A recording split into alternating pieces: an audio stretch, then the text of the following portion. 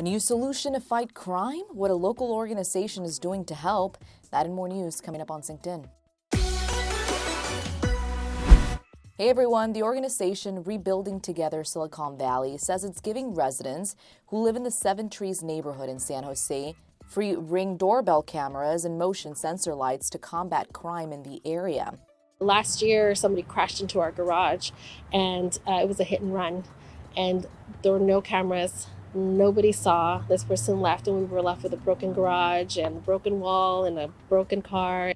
The Seven Trees neighborhood is primarily made up of working-class, low-income families and aging residents. The org says it chose it as a starting point, but hopes it can install these security measures in other underserved communities throughout Santa Clara County sometime in the near future. What do you think of this? Okay, in other news, who wants a free Christmas tree? Check this out.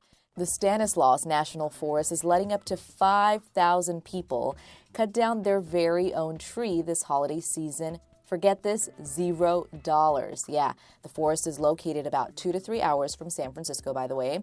And this is all for a good cause, too. The U.S. Forest Service says it's offering these Christmas tree permits, quote, in an effort to help reduce hazardous fuel ladders that have built up over years of fire suppression. Adding the removal of excess amounts of small trees will help create a healthier forest over time. Families have until December 31st to cut up to 2 trees. Keep in mind, they do have to be less than 20 feet in height. You can apply for a permit at this website.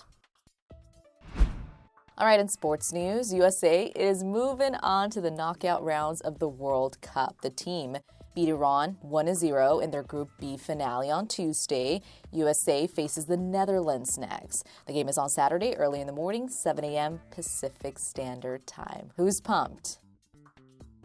All right, everyone, that's all I've got for you today. Thanks for watching. Bye.